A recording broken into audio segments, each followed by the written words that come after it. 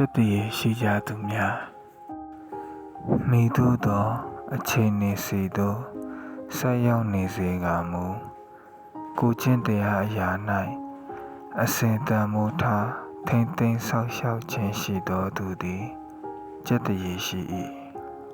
အကောင်းနှင့်ဆုံးသောမှန်တမ်း၍အဆိုးနှင့်ကြုံသောပြိုလဲခြင်းသည်ဟုသောအစွန်းနှစ်ပါးမှ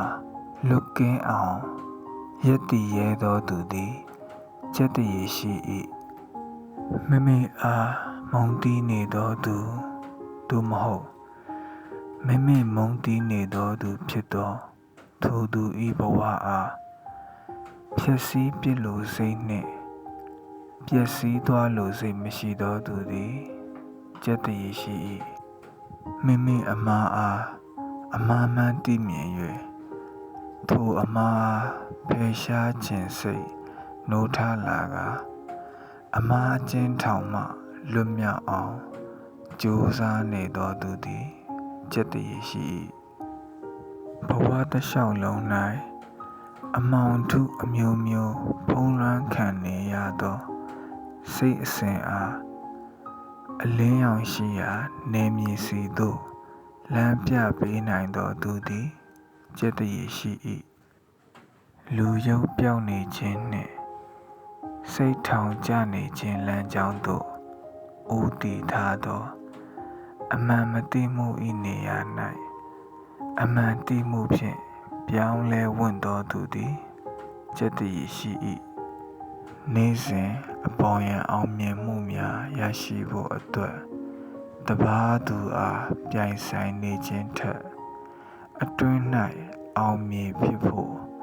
ကိုယ်သာရှင်သောသူသည်ချက်တည်းရှိ၏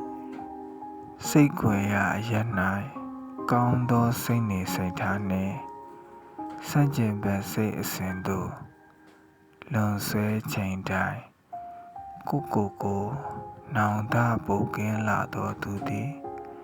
ချက်တည်းရှိ၏ကိုပြုခဲ့သောကုသိုလ်ကောင်းမှုအဆူဆူတို့အားတလောကလုံးသိစေဖို့အတွက်နာမည်ကျန်ခြင်းသူထက်အနိစ္စတင်ညာကိုပွားများနေသောသူသည်ချက်တည်းရှိ၏အချိန်တန်လျင်ခွဲခွာကြရမယ်ဧည့်သည်နှင့်တူသောအရာများအတွက်အချိန်မတန်ခင်ဆဲလန်းတည်တာမှုနည်းပါးလာအောင်စိတ်ခွာထသောသူသည်ချက်တည်းရှိ၏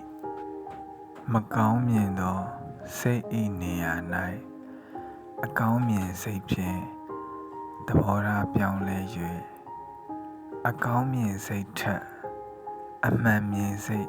နိုးကြားနေသောသူသည်ချက်တည်းရှိ၏သစ္စာတရား၏လမ်းပြမှုဖြင့်အာတဝ၏မာယာရေခံမှလွတ်မြောက်ကုန်ကြသောလောကသားအနည်းစု၏ပျော်မွေ့ရာ၌စိတ်တည်သောသူသည်ချက်တည်းရှိ၏ရှေ့ပြေ